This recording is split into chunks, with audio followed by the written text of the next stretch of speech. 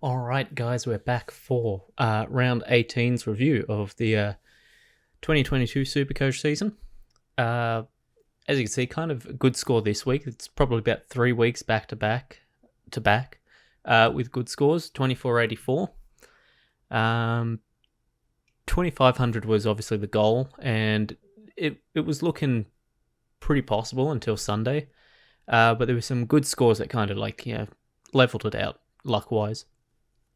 Moved up to top 10,000 in rank. I'll take that. It's been a rough year, so preferably I'd like to be, say, 5,000 in a round. Well, obviously I'd prefer to be in top 1,000, but top 5,000 I'd be more than fine with. But yeah, I'm satisfied with this for now, given how the years went. So going into the team, some pretty good scores throughout, like all the lines. Probably the biggest thing was Clary missing, but he should be back this week. They got the Dogs this week, which should be a good game. Sinclair was good. Saints have been on and off, but Sinclair's been pretty consistent in his form this year.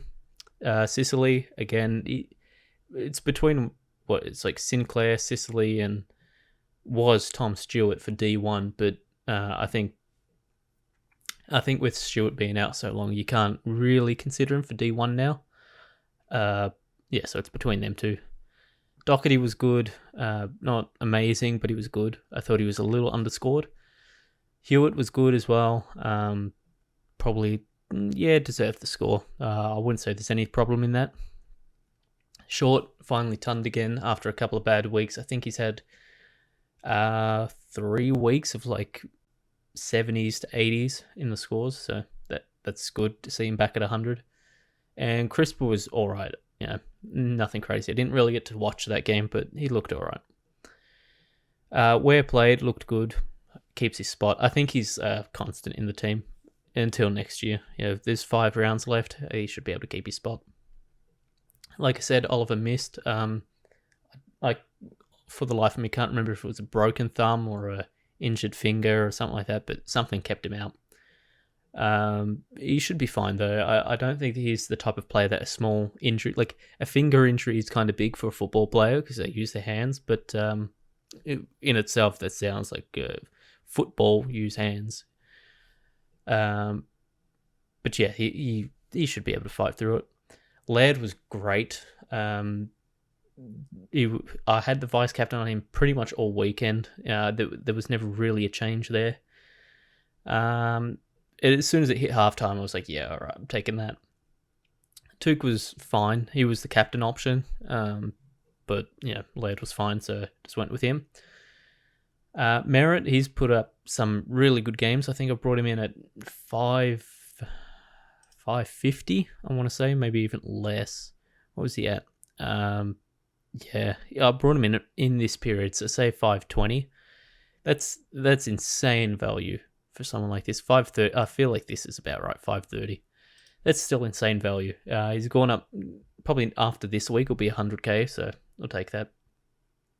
Neil 121. Brisbane have been up and down form wise, but Neil's been up and down a little bit, but not crazy amounts. He's still one of the top, what would you say, like top 4 mids. I'd say like you got Oliver as number 1. There's a case for like Neil number 2. There's a case for it. Bont is in there. It depends on if you're going by Supercoach or real life, but then you got guys like Petrarca, who's good real life, not amazing in Supercoach. McRae. Just going back through the team. Petrarca was good. No Oliver, so he picked it up. He would have been a good, say you don't have Laird, maybe went Mills. I didn't see what Mills scored, but it was probably pretty good. Petrarca would have been a good captain option if you didn't have Laird. McRae was good. He's a Dogs player. He's always good. Cripps is interesting because he's now at 500k.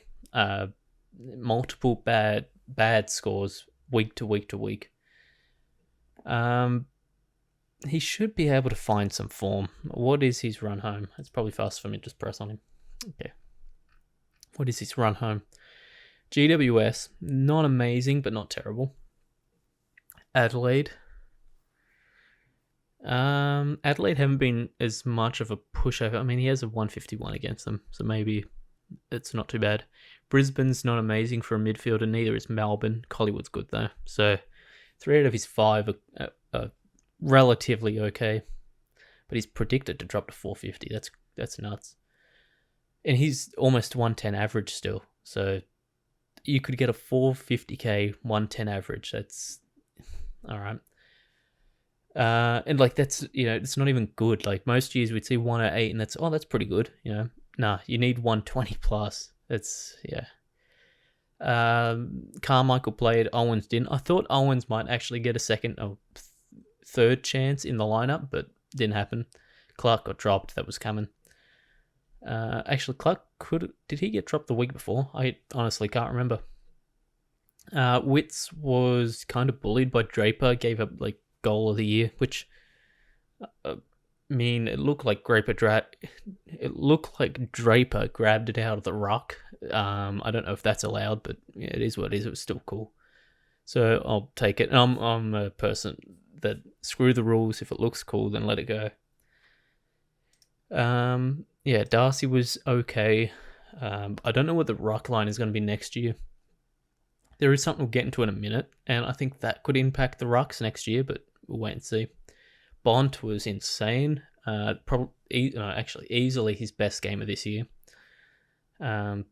Saints looked really bad. Sinclair looked good, though. Cogs 95, take it. English looked shit.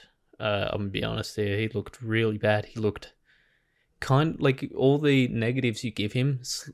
Slim frame, not insanely mobile. Like he can get around, but he's not like prime Natanui or something like that, where he can get one side to the ground faster than the average ruck. He looked poor.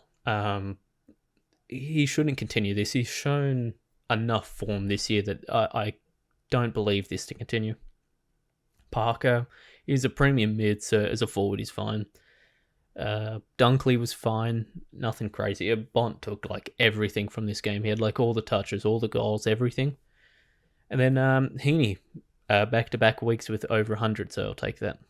And then Bazzo played, but did he really? He didn't deserve a 50, let me tell you that. But I'll take it. Trades, likely nothing this week. We'll just quickly set the captain. Richmond Freo, not really anyone. Maybe if you got Brayshaw, that's not terrible. For some reason I'm thinking Nankervis is injured, but I don't think he is. I think that's just my mind. Brayshaw's not a terrible option. Darcy, if you're like you want to live on the edge. North Hawks, there's no one there. Adelaide Sydney, Laird's in good form at the moment, so I might leave it on him. Brisbane Gold Coast, that's pretty good for Neil.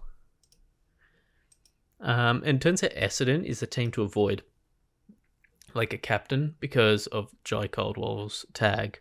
Which, what was it who did he tag this week?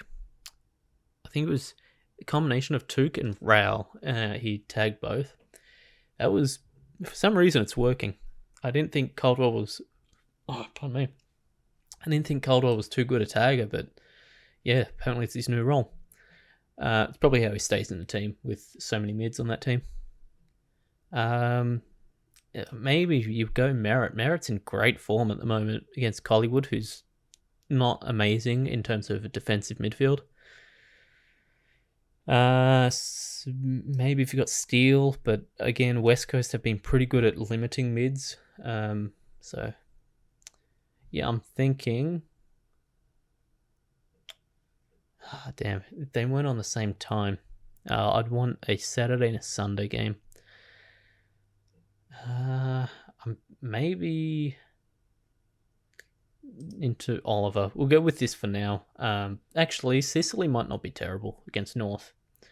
Wait and see. Either of these are actually not too bad. I'm thinking I'll go with that. Probably going to change, honestly, but for that, it'll work for now. And then for trades, right? This is a option. I don't know if I'd like advertise it as a great option, but say you really want to build up some rank and I've got 2 trades, you probably want about 4 to do this. You go Cripps out, put anyone in the midfield. Bond is a top mid, so put him there. And then, where is he? Rowan Marshall. So, one of the benefits of recording this late, which happened because Adobe Premiere sucks on a new computer. What's his name? Paddy Ryder is out for the rest of the season. So, that historically has meant Marshall scores big when Ryder's out of the team. He should have a couple of big games just this year. 156, pretty sure that was no Ryder. 125, pretty sure that was no Ryder. And Ryder was not playing at the start of the season. I'm 90% sure of that. So he's run home West Coast, who I don't think Nick Nat's going to play. And if he doesn't, then there's no ruck for West Coast. Hawthorn don't have a solidified ruck player. They've got Ned Reeves. They've got Big Boy McAvoy, but he plays more defense now because he can't really keep up around the ground with rucks. Hawks isn't too bad, honestly. They haven't got like a super ruck. Geelong's not great. Geelong have kind of just got a history of limiting rucks, and his average versus them is pretty poor. Brisbane, historically, Big O is a good defensive ruckman, but he's in a little bit of form slump. He's in health and safety at the moment. It's hard to say if that affects him because it's 3 weeks from now. He'll probably be fit again. Yeah, man, it's hard to tell. And he's got 115 plus against all these guys. This is an option. So you need someone. Maybe there's an injury that you've got that you need cover for, and I'd say Marshall is probably your guy. For me, though, I haven't got enough trades to do that. Like, I need these 2 trades. I've got Cripps, who's injury prone, which I might still have to trade into Marshall. Cogs, who's had injuries in the past. Heaney, who's had injuries all the time. Just too many injury prone players. Doherty. So, yeah, I'm just going to hold them for now. But, let me know what you guys are doing. If you're going to take a punt on Ryder and how your rank's going or whatever. But until then, till next week, tasty out.